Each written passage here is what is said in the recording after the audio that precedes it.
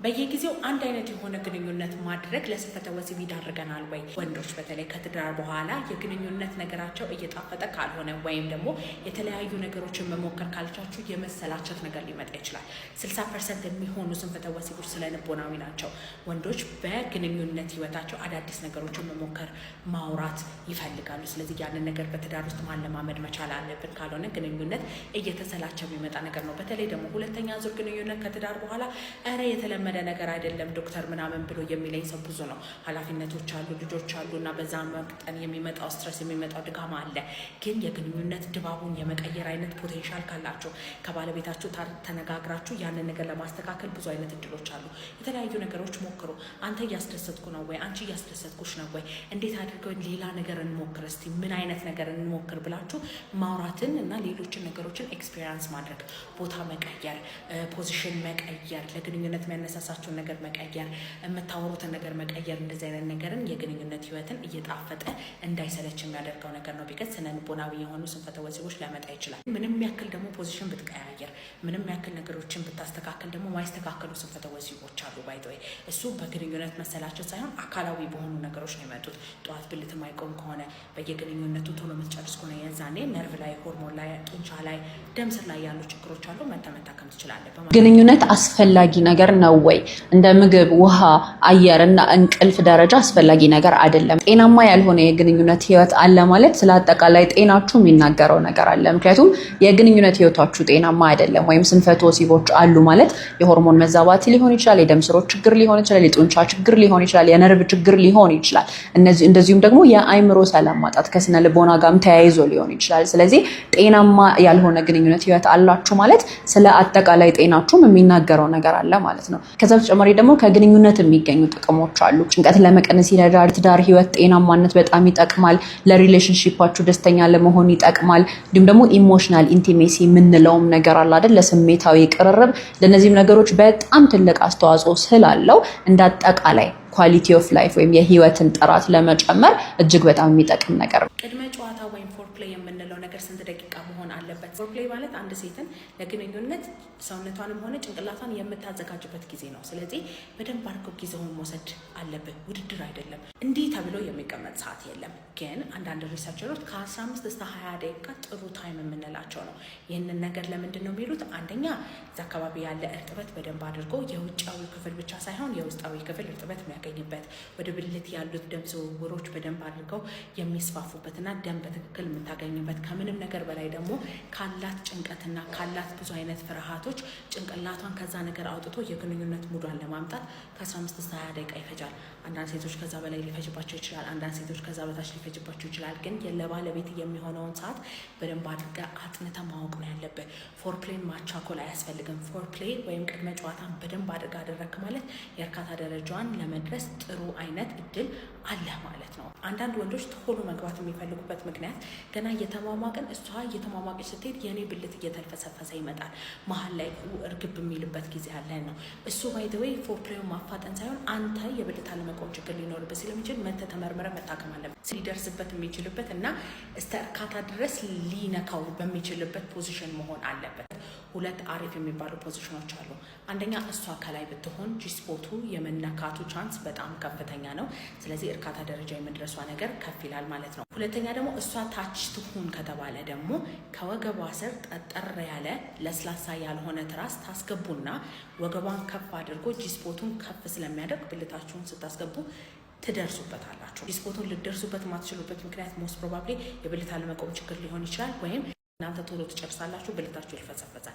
የዛኔ ብልት አለመቆም ችግራችሁና ቶሎ መጨረሳችሁ ማሳከም ትችላል። አግባብ ያለውን ምርመራ አድርገንላችሁ ነርቭ ላይ፣ ሆርሞን ላይ፣ ደም ስር ላይ፣ ጡንቻ ላይ ያለውን ችግር እናስተካክልላችኋል። እኔ ሳልጨርስ ባለቤቴ ቀድማኝ ትጨርስና ቶሎ አትጨርስም እንዴ እያለች ትጨቀጭቀኛለች፣ ምን ይሻለኛል የሚል ጥያቄ ጠይቄ ነበር። ይህንን በደንብ ሚስቶች እንድታዳምጡኝ ይፈልጋለሁ። ምክንያቱም እንደዛ በምታደርጉበት ጊዜ የምታሳድሩት ጫና አለ። ያ ጫና ደግሞ ጭንቀትን ያመጣል። ያ ጭንቀት ደግሞ እንዲለቀቁ የሚያደርጋቸው ሆርሞኖች አሉና አድሬናሊን፣ ኮርቲሶል የምንላቸው አይነት ማለት ነው። እነዚህ በሚለቀቁበት ሰዓት ደግሞ የሚያደርጉት አንደኛ ወደዛ የሚሄደውን የደም ዝውውር ማጥበብ አይነት ባህሪ ይኖራቸዋል። ያ በሚሆንበት ሰዓት ደግሞ የብልት መልፈስፈስም ሊያጋጥማቸው ይችላል። ከዛ በተጨማሪ ደግሞ ዶፓሚን የምንለው በስነ ስርዓት አክት ማድረግ ስለማይችል በጭንቀት ሰዓት ላይ የዛኔ ምን ይፈጠራል?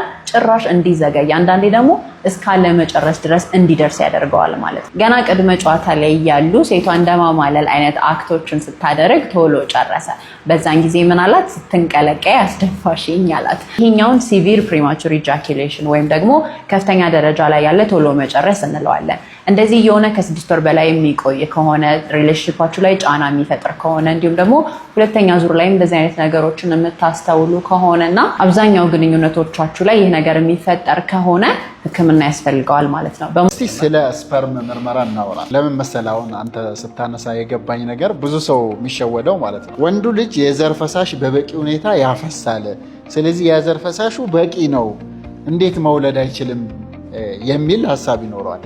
በነገራችን ላይ ተመልካቾቻችን የዘር ፈሳሽና ስፐርም ይለያያል። እንግዲህ ወንድ ልጅ ኢጃኩሌት ሲያደርግ 95 ከመቶ ፈሳሽ ስፐርም አይደለም፣ ወይም ከፈሳሹ 5 በመቶ ብቻ ነው ስፐርም፣ ሌላው ሌላ ፈሳሽ ነው ማለት ነው። ስለዚህ ስፐርም የሌላቸው በቂ የወንድ የዘር ፈሳሽ የሚያመነጩ ብዙ ወንዶች አሉ። ብዙ ሰው የሚሳሳተውም በቂ የዘር ፈሳሽ ስላለ ስፐርም ያለው ይመስለዋል። ነገር ግን በቂ ፈሳሽም የዘር ፈሳሽ እያለ ሲመን ነው የምንለው በሜዲካል ቋንቋው። ሲመኑ በቂ ሆኖ ነገር ግን ስፐርም ላይኖረው ይችላል ማለት ነው። ስለዚህ እሱ የሚታወቀው በማይክሮስኮፕ በምርመራ ነው፣ በዘር ፈሳሽ ምርመራ። እንግዲህ የዘር ፈሳሽ ምርመራ ኖርማል የወንድ የዘር ፈሳሽ ምርመራ ላይ አንዱ የሚታየው ስፐርም ነው። ስፐርም አለ የለም ነው። አሁን የአንተ ታካሚ ስታየው ፍሬዎቹን በቦታቸው የሉም፣ ስፐርምም ሲመረመር ስፐርም የለም። ያንን አዞስፐርሚያ እንለዋለን። ምንም አይነት ማስረገዝ የሚችል ስፐርም ሳይኖር ማለት ነው ምርመራው ላይ። ይሄ በዘር ፈሳሽ ምርመራ የሚታወቅ ነው ማለት ነው። አንዳንድ ጊዜ ደግሞ ስፐርሙ ይኖርና ቁጥሩ ያንሳል። ያንን ኦሊጎስፐርም እንለዋለን። ኖርማል ስፐርም ቁጥር በ1 ሚሊ ሊትር ወይም በ1 ሲሲ ከ15 ሚሊዮን በላይ ስፐርም ያስፈልጋል ማለት ነው። ይሄ ቁጥር ባነሰ ቁጥር የማስረገዝ እድሉ ይቀንሳል ማለት ነው። ይሄ አንዳንድ ጊዜ ደግሞ እንደዚህ ይገጥማል ማለት ነው። ሌላ ጊዜ ደግሞ ቮሉሙ በጣም አነስተኛ ይሆናል። በቃ 0.2 0.3 ይሄን እንኳን እነሱም ያውቁታል። የሚወጣውን ፈሳሽ ትንሽ ነው ይላሉ እና ይሄን ሊያውቁት ይችላሉ። ሌላ ጊዜ ደግሞ እንቅስቃሴው በጣም ዝቅ ይላል። ካሉት ስፐርሞች 50 በመቶ ቢያንስ የሚዋኙ መሆን አለባቸው። አንዳንድ ጊዜ 30-20% ይሆንና የማስረገዝ እድሉ ይቀንሳል ማለት ነው። ሌላ ጊዜ ደግሞ አዞስፐርሚክ ሆኖ ሁለት አይነት አዞስፐርሚያ አለ። አዞስፐርሚያ ተመልካቾቻችን፣ አዞስፐርሚያ ማለት ምንም ስፐርም የዘር ፈሳሽ ምርመራ ላይ ሳይታይ ሲቀር ያንን በሕክምናው አጠራር አዞስፐርሚያ እንለዋለን። እንግዲህ አዞስፐርሚያ ሁለት አይነት አለ ማለት ነው። አንደኛው ኦብስትራክቲቭ አዞስፐርሚያ ይባላል። ይሄ መንገድ ስለተዘጋበት ፍሬዎቹ በቦታቸው አሉ፣ ኖርማል ናቸው። ነገር ግን ከፍሬዎቹ ተነስቶ ወደ ውጭ የሚያስጉዘው ቱቦ ይሄ ሴሚኒፈረስ ቲዩብል አንስቶ እስከ ፔናይል ቲፕ ድረስ ባለው መንገድ ላይ ያለ አንዱ ሲዘጋ በብዛት የሚዘጋው ቫስ ዲፈረንስ የተባለው የስፐርም ቱቦ ነው። እሱ ሲዘጋ ምርት አለ ከፋብሪካ፣ ነገር ግን መንገዱ ስለተዘጋ ስፐርም አይወጣም፣ እርግዝና አይፈጠርም። ይህንን ኦብስትራክቲቭ አዞስፐርሚያ ወይም ደግሞ መንገድ የተዘጋበት እንለዋለን ማለት ነው። ገና እየተሳሳማችሁ የዘር ፈሳሽ የሚፈስ ከሆነ ብልት ራሱ ያለ ጊዜ ከሆነ የሚቆመው፣ ይሄ ደግሞ እያስጨነቃችሁ ከሆነ ማወቅ ያለባችሁ ነገር ከሌላ ወንድ በላይ ሰፍ ብላችሁ ልምድ ስለሌለ ፈሪ ስለሆናችሁ የመጣ ነገር አይደለም። ይሄ ላይፍ ሎንግ የምንለው የቶሎ መጨረስ አይነት ነው። የሚፈጠርበት ምክንያት ገና በዘር ሊሆን ይችላል፣ በተፈጥሮ አንዳንድ የኬሚካል እጥረት ሴራቶኒን ሊሆን ይችላል፣ ኦር የሆርሞን መዛባት ተፈጥሮ ሰውነታችሁ በግንኙነት ሰዓት መልስ የሚሰጥበት ሁኔታ ከሌላ ወንድ ሊለይ ይችላል። ማለትም ልክ መሳሳም ሲመጣ እናንተ ጋር ያለው ስሜት በጣም ጠንካራና ከእናንተ ቁጥጥር ውጪ ይሆንና ልክ ስሜት ሲመጣ ከአንዳንድ ወደ መጨረስ እንጂ ያንን ስሜት የማቆየትና ሰውነታችሁ በእናንተ ቁጥጥር የማይሆንበት ሁኔታዎች አሉ። እንደዚህ አይነት ነገር እያጋጠማችሁ ከሆነና 6 ወር በላይ ካለፈው በዚህ ምክንያት እየተሳቀቃችሁ የምትወዷትን ሴት እየራቃችሁ ከሆነ ማወቅ ያለባችሁ ነገር መታከም የሚችል ነገር ነው። ጠዋት ብልቱ ስለሚቆም የግንኙነት ፍላጎቱ በጣም ከፍተኛ ነው ማለት አይደለም።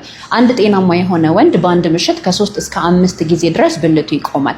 ይህንን ኖክቸርናል ፒናይል ቱመሰንስ እንለዋለን። ይህ የሚፈጠረው ደግሞ ሰውነታችን የብልትን ጤንነት ለመጠበቅ የሚያደርገው አስፈላጊ ነገር ስለሆነ ነው። ስለዚህ ጧት ብልቱ የሚቆመው ደም ስሮቹ ጤናማ እንደሆኑ፣ በቂ ደም ዝውውር እንዳለ፣ በቂ እንቅልፍ እንደሚያገኝ እንዲሁም ደግሞ ጤናማ የሆነ የቴስቶስትሮን ምርት እንዳለ የሚጠቁመን ነገር ነው ማለት ነው። ስለዚህ ጠዋት ብልት የማይቆም ከሆነ ከጀርባ ሌሎች ችግሮች ሊኖሩ ስለሚችሉ መታችሁ ቼክ መደረጋችሁን እንዳትረሱ።